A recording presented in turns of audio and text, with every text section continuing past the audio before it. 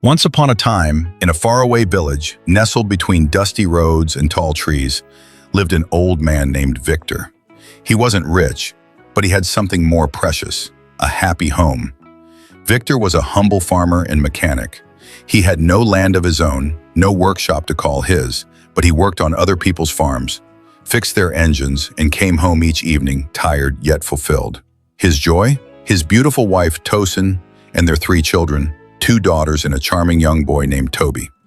Tosin sold vegetables and fruits at the market every morning and evening. She would sing softly as she prepared her ugu leaves, orange and bananas for sale. Their home was small, but filled with laughter, love, and warm meals. Each evening, Victor returned home to hugs, shared stories, and soft dinners under candlelight. They didn't have much, but they had each other. But not everyone valued love over wealth. Victor's friends, once close companions, began to mock and abandon him. They had become wealthy and proud and no longer wanted to associate with a poor man. Yet Victor held his head high. "My family is all that matters," he would say. One day, a grand community party was held. Victor attended, hoping to reconnect. At first, his friends welcomed him with laughter and food. But after the meal, one of them stood and sneered, "Victor, since you're not rich like us, why don't you park the plates?" Victor's face burned with shame. "We are friends. I am older than most of you. Why such insult?" They laughed again. "If you don't, we'll tell the seller you haven't paid." Humiliated, Victor cleared the plates and walked home slowly that night, his heart heavy. When he returned, Tosin, his wife, noticed his sadness and asked, "They mocked me for my poverty," Victor whispered, but she touched his hand and replied, "They can mock your pockets, not your heart. You are rich where it matters." Still, Victor's hardships grew. Some days his laborers refused to pay him. Friends took advantage, asking him to wash their cars, clean their homes, and farm for scraps. He did it not for pride, but for his children. One day, Victor approached the wealthiest man in the village, Chief Ush. The chief had vast farmland and generous wages. Victor offered to harvest with his sons. Chief Uche agreed. Day after day, under burning sun and pounding rain, Victor and his sons harvested tirelessly. When the work was done, they returned to Chief Uche for their payment, but the chief handed him only 1/3. "Return later for the rest," Chief Uche said casually. Victor hesitated. Chief Uche had never delayed pay before, but thanked him and went home. That night, he couldn't sleep. The next day, Victor returned, but this time Chief Uche offered something different. "Victor," who smiled, "why work so hard for so little? Visit an old friend of mine at the edge of the forest. No bloodshed, no danger, just a simple ritual." Then he handed Victor a bundle of money, 20 times what he was owed him. Victor trembled. At home, Tosin was alarmed. "Where did you get this?" she asked. Victor told her everything.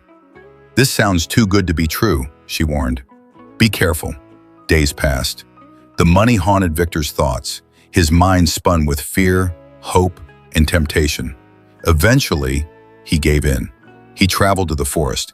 There, the old man with a white beard greeted him and asked Victor to step into a circle of stones. Strange symbols surrounded him. The old man gave him black oil. "Rub this on your forehead. You will gain riches. But remember, every gift has a price." Victor followed through. The ritual was complete. That night, their home changed forever. Victor came home with wealth beyond dreams. Within weeks, they lived in luxury. Their children wore new clothes. They had food, comfort, and status. His once mocking friends returned, pretending they had always cared. But Victor was guarded. Tosin, however, couldn't shake her unease. "This all came too quickly," she said. "I'm happy, but something doesn't feel right." Then, the summons came. A messenger arrived from the forest. The gods have called upon Victor again. This time they demanded a sacrifice. His only son, Tobi.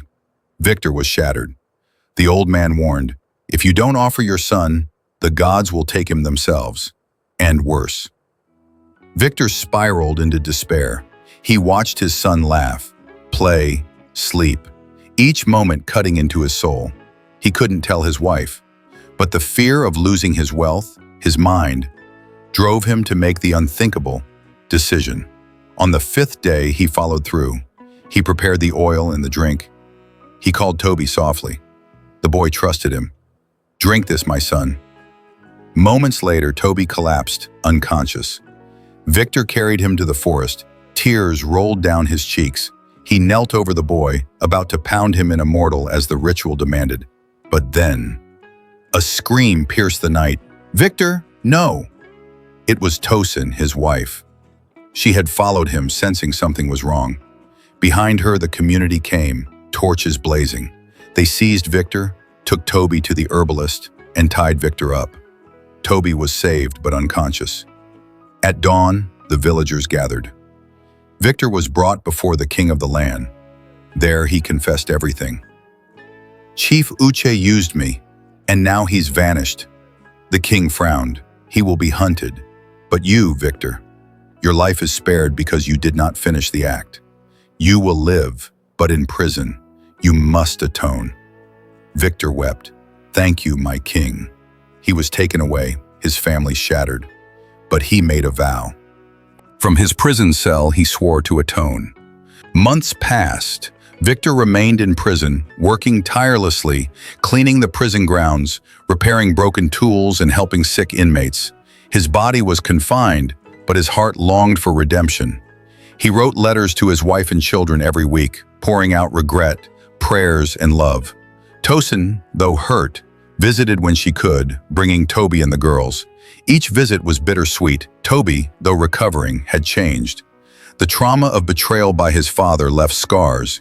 He was quieter, withdrawn, but he was alive. And that gave Tosin strength.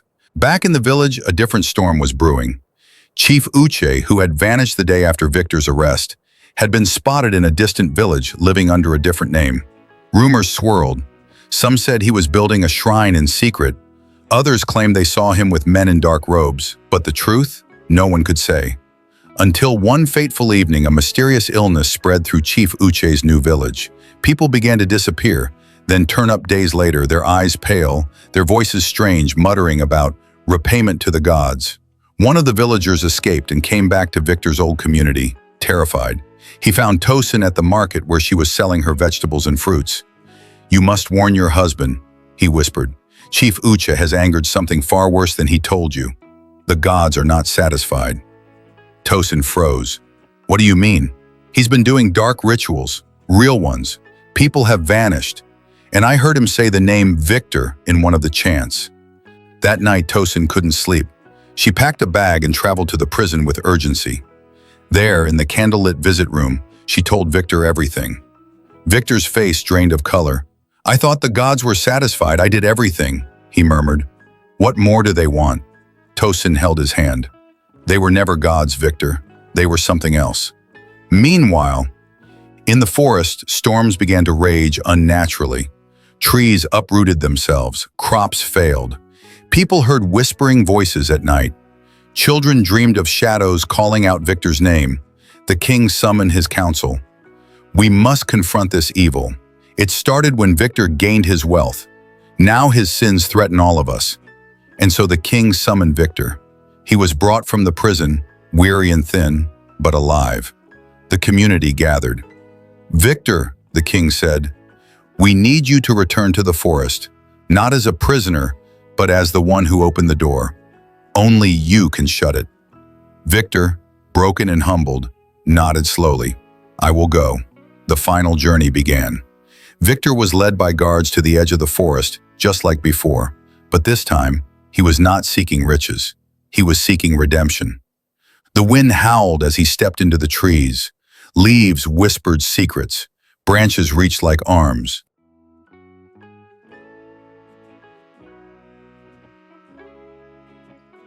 Suddenly, a deep, growling voice echoed. "You broke the balance." It was the forest itself speaking, or something behind it. "You took from us. You tried to cheat the cost. There must be payment." Victor dropped to his knees. "Take me. Let my family go. Let my village be free. Let the curse end." Silence. "And you are willing?" "Yes," Victor whispered. "I was greedy, foolish. I let fear blind me. But I offer myself freely." A shadow descended, shaped like fire and bone. Neither man nor beast reached out. and disappeared into Victor's chest. He collapsed. 1 year later, the forest grew green again. Crops flourished. The whispering stopped. Victor's body was never found. But near the sacred clearing, a tree grew overnight, tall and strong with bark like bronze and leaves like fire. The villagers called it Victor's redemption. Tosin and the children lived peacefully. Tobi smiled again.